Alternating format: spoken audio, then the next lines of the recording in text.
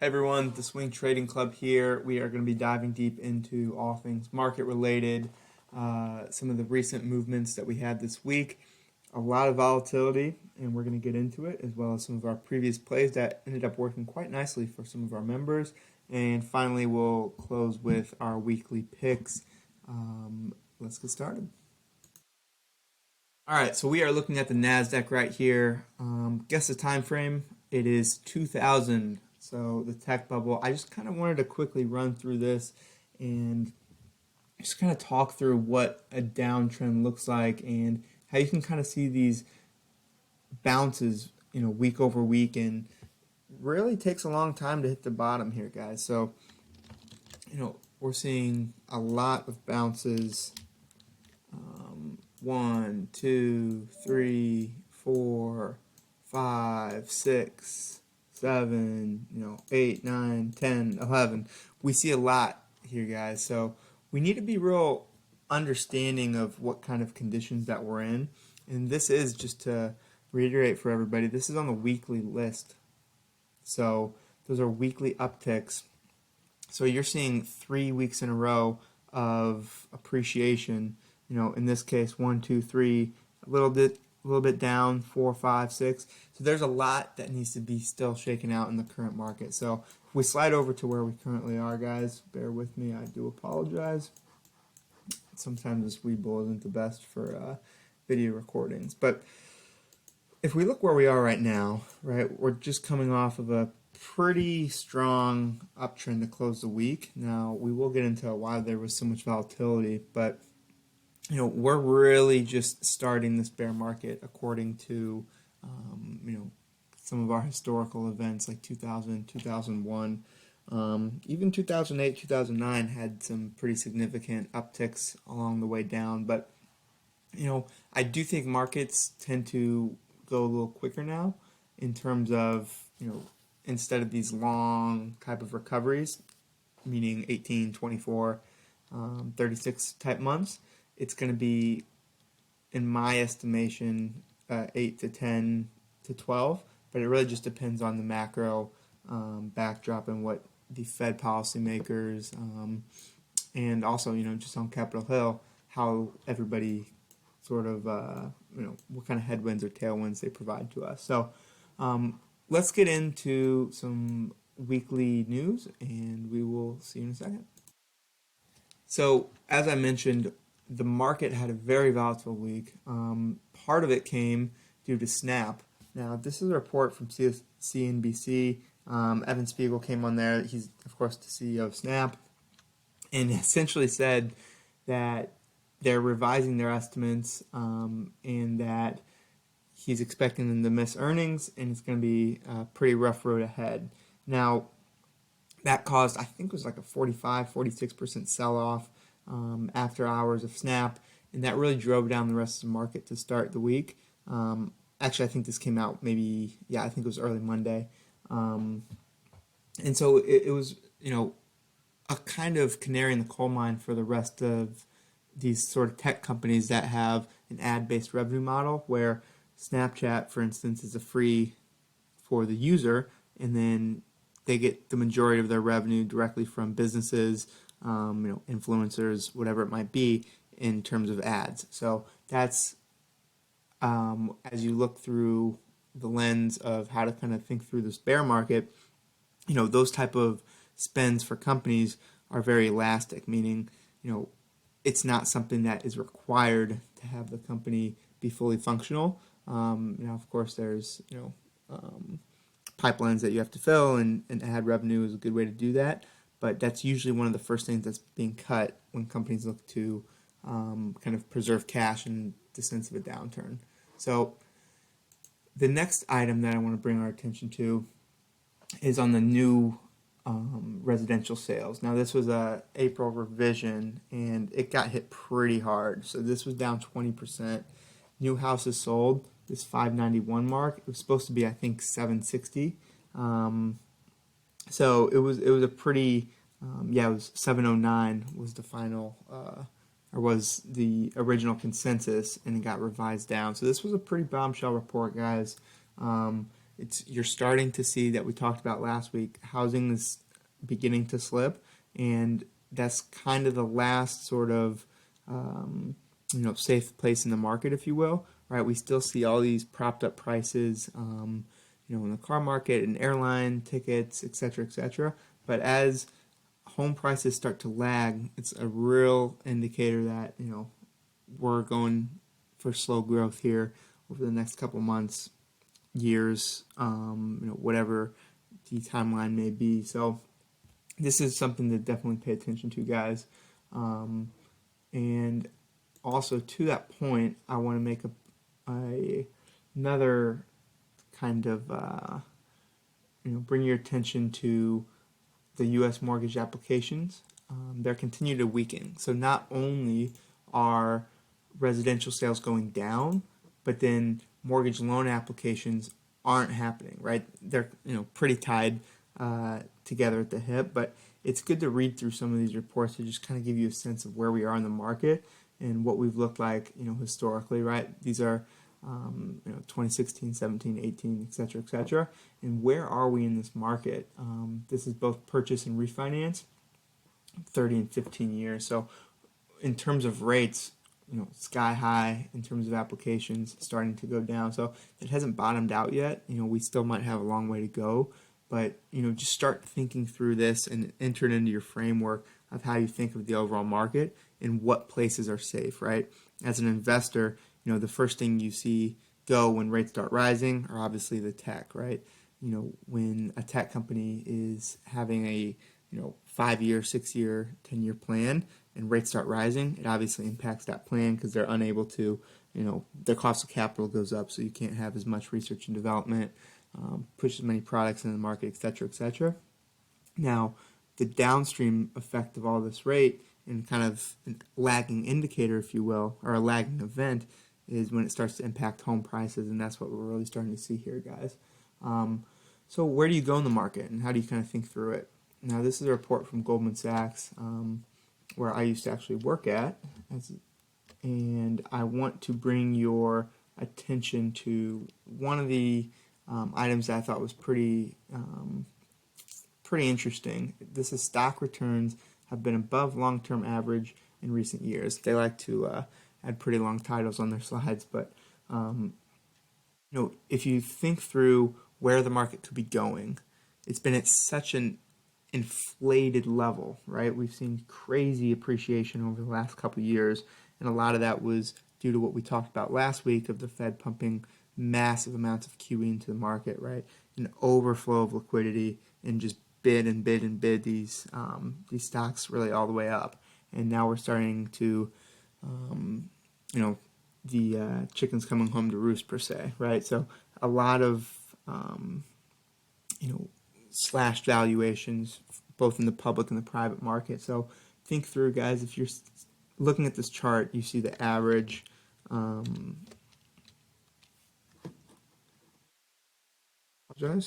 see the average since 1980 here, right? This line, and you see kind of where we've currently been, right? So what we're expecting is really just a reversion to the mean, guys, right? If the stock market's constantly doing about 5% per year, right? That's the average. Some people argue, a little bit higher, right? Since 1980, it's been, 7-8%, you can call it. Now, recently, it's been, per this slide, 15, 12, 13, right? It's been so propped up, and we're really going to look at that kind of reversion to the mean. And so this is a pretty, I wouldn't say telling, but it's a good framework to kind of put in your overall thesis of where you think the market might be going. Now, another item that I want to bring your attention to is the report about gap between high growth and high margin stocks narrowing in the U.S. Again, with those long titles, but they're Goldman Sachs. Let them be. Now, if I'm thinking through what this means, it essentially is saying that the high growth and the high margin stocks, there's starting to be a little bit of a flippening, right? So typically, these high growth companies, think the Zooms during the pandemic, the Pelotons, the kind of meme stocks, if you will, all these stocks that were the play-at-home stays that just got super elevated due to high levels of growth because there's a low cost of capital and just the overall inflow of liquidity into the system and capital markets just going crazy. But what you're starting to see is investors moving towards higher margin type businesses, meaning businesses that are a little bit more sustainable long term in the investor's eyes. Another way you could say it is value, right?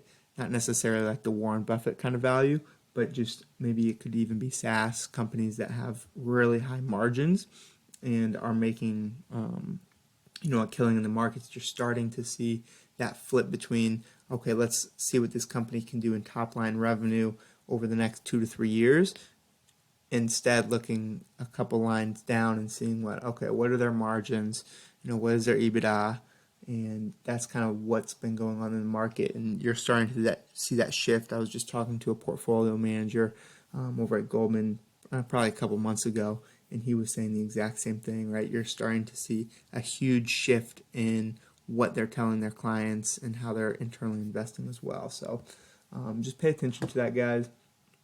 The other item I wanted to go to is household net worth.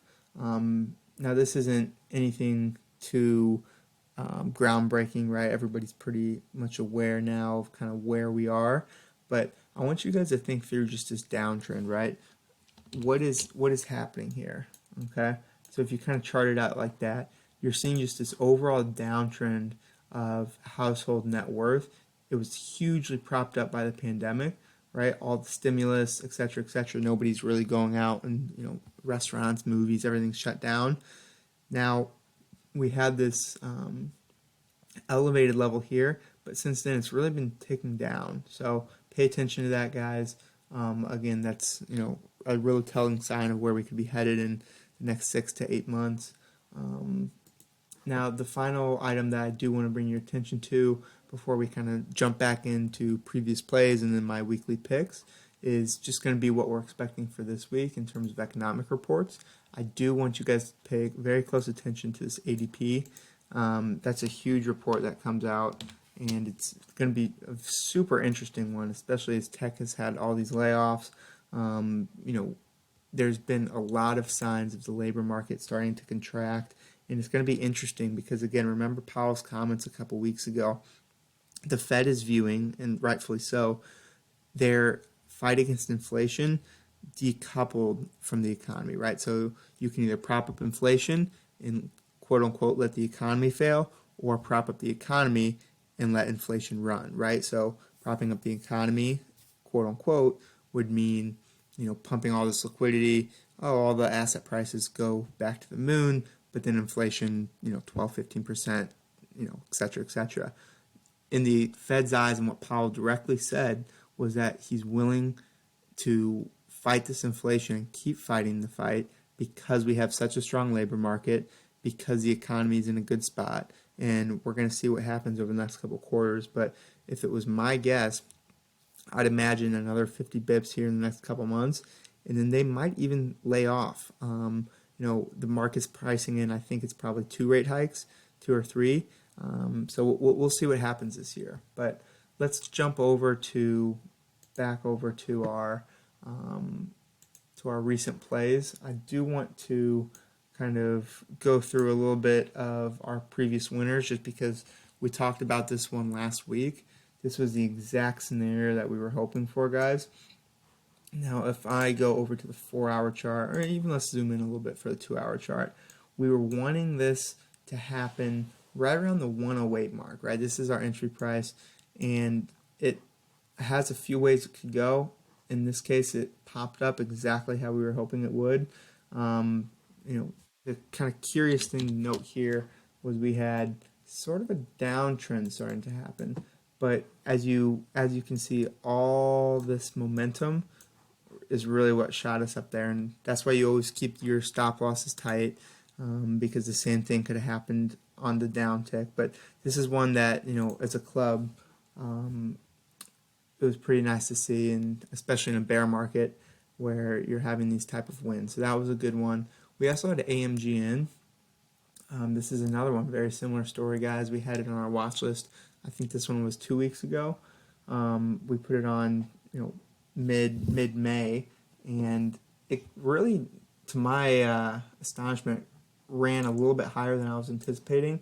Most of the time, they don't really peak right around the kind of forming a double top, if you will. Most of them usually kind of stop right around this range versus coming and creating that double top.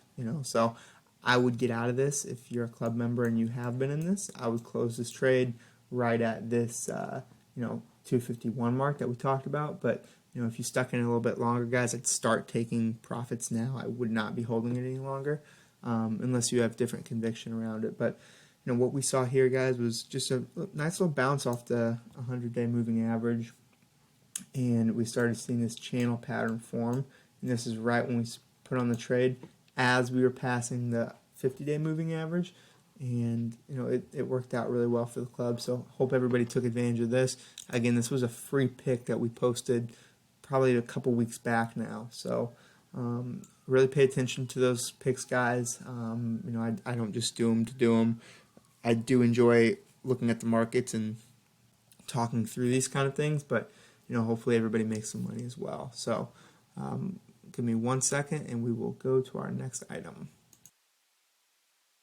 So we are looking at FMC, everybody. Now, just as we talk through our previous winners, we're kind of using the same methodology for a lot of these trades. We're looking at the moving averages. We're looking at current momentum. I personally like the 5 and 9 day. You'll also see on the side of my screen that I do keep a nice little 5-minute, 30-minute. This is just an indicator of where the week closed and what we can expect kind of as the week opens. Now, per our discussion previously, I'm thinking the markets are going to probably slide, and we want to be really careful with these plays, guys. We don't want to be too greedy. Let's wait for the entry to come to us. I'd expect a little bit of a downturn here to open up the week, right? We had a pretty strong close, as we see both in our 30-minute and our 5-minute, right? We really had a strong bid to close the week, so expect markets to open a little bit dovish, I would anticipate. And then after we get that rebound and a little bit of consolidation here, I would expect them to move back up, and we can really try to get a nice little trade on here. Again, I do want to close this not at our very top. I want to plan for about a 135 point, and we're going to have the stop loss at about 120. Keep the stop losses tight, guys. Don't get overstretched out. Don't over-lever yourself by any means. This is a bear market. We have a lot of headwinds to try to battle through, but you can still make money. You just have to be very disciplined. So let's move on to our second free pick. It's going to be UNH. Now, this one I'm a little bit more sure about. Sure is never a good thing to say in equities by any means, but you see a lot of this kind of momentum, right? All these moving averages straight up and to the right. This is a good sign, guys. I like to see historical levels of resistance, right? You see here, boom, boom, boom, all playing off the 180 moving average. So that's what I like to see, guys. We just hit that mark. So for the last couple of weeks, this has been a really strong uptick, and I think it really plays into our thesis. And again, I like to keep the stop losses tight here, guys. We don't want to get overextended in a bear market. Let's just wait for the price to come back just a little bit. Again, like I said, I think we got overextended last week. We're going to probably see a market correction, a little bit of a downtrend. See if you can then pop that back up. Watch the 5 and 9 days. Watch these short charts, right? I can bring your attention over to the right side of my screen, guys.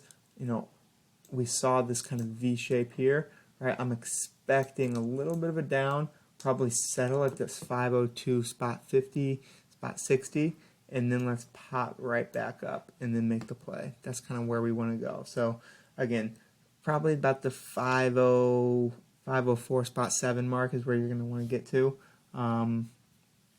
And that is how we're going to want to trade this, guys. Again, this is probably a channel. I would anticipate a little bit of choppy action coming up here and close it. Again, close it well below your highs, right? We don't want to try to shoot for the moon here, guys. We just want to really try to map out about a 6 to 8% win. In the bear market, we got to be careful. There's a lot of headwinds, and this is how we're going to be trading for the next couple months, potentially for the rest of the year. So be super conservative.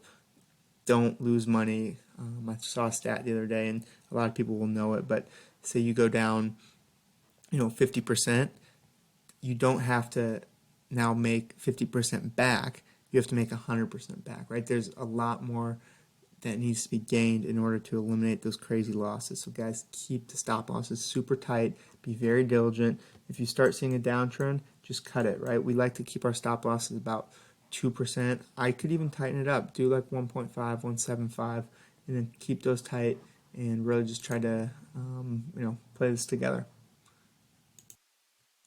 Thank you so much for watching, guys. I would ask if you visit our website, sign up now. That's going to be to our premium membership. We're going to talk about all these plays plus an additional 10 to 15 every single week. We never miss a week.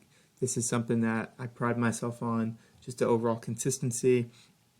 And in a bear market, guys, you really need to talk with each other. We have to be, understand that different traders can offer different perspectives. You don't want to be siloed into one form of thinking. We really have to experiment with a bunch of different methodologies in order to create alpha in this market.